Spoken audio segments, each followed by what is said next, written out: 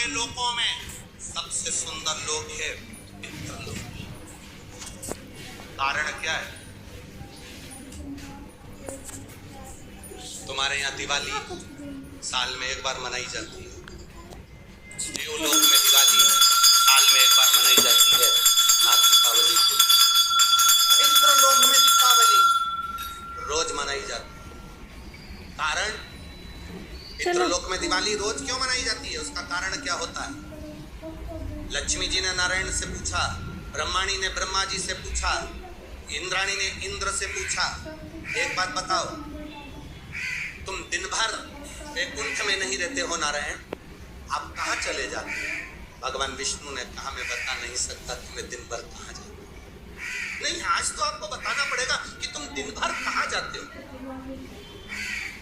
तुम दिन भर रहते कहाँ पहुंच जाते हो दिन भर? आपको बहुत बताना पड़ेगा, ये आपको बोलना पड़ेगा।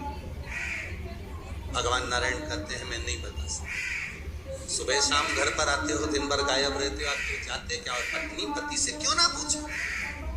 तुम भी अपने पति से पूछ सकती हो, क्यों दुकान तो 8 बजे बंद हो गई थी, 11 बजे आ रहे हो, कहाँ थे श्रीमान? पूछ सकती है, पत्नी का फर्ज है पूछना, वो पूछना चाहिए भी, पूछना चाहिए, उसमें क्या दिक्कत है? पति को बताना भी चाहिए अपनी पत्नी को कि मैं वहाँ गया था, तो मैं आते आते मंदिर होते हुआ आया, तो ऐसा हुआ, तो पूरी पूरी बात बताना चाहिए। धर्म पत्नी को बताना चाहिए कि मैं गया था, ये काम था, वो काम। लक्ष्मी जी ने पूछा, तुम दिन भर कहाँ रहते हो? भगवान विष्णु ने कहा, मैं बता नहीं सका। बताना पड़ेगा। तब नारायण ने कहा, फिर नारायण बोले, नारायण ने कहा कि देखो लक्ष्मी, बात ऐसी है कि पितृलोक इतना सुंदर लोक है, इतना सुंदर लोक है कि जहाँ जितने पितर निवास करते हैं, उनके घर का कोई व्यक्ति अगर कथा सुनने जाता है, मंदिर जाता है, अगरबत्ती लगाता है, दिया लगाता है, या पूजन आराधना करता है, या भूलवश भी कहीं भगवान की कथा में जाकर बैठ जाता है, जितनी देर उसके घर का व्यक्ति कथा में बैठता है, नारायण कहते हैं, उतनी देर मैं उसके घर के पितरों के कंधे पर हाथ रखकर कथा को श्रवण करता हूं।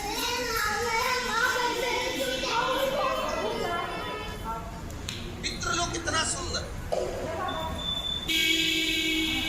और पितृलोक के जो स्वामी है, आर्यमा स्वामी, वो पितृलोक के जो स्वामी है वो भी बड़े सुंदर, और पितृलोक के जो स्वामी है बड़े सुंदर, और पितृलोक के स्वामी जिस पर बैठते हैं,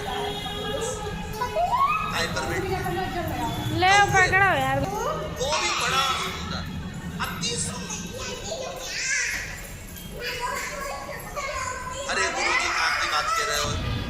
सबसे सुंदर पक्षी तो मोर है, राष्ट्रीय पक्षी में भी उसको कहा सबसे सुंदर पक्षी तो मोर है, और आप कह रहे हो कि दुनिया का सबसे सुंदर पक्षी कौवा है। अरे भाई, जिसने कथा नहीं सुनी उसको लगता है कि दुनिया का सबसे सुंदर पक्षी मोर है, और अगर शास्त्र को उठाकर देखोगे तो दुनिया का सबसे सुंदर पक्षी कौवा था। पहले नंबर पर सफेद, सुंदर, अति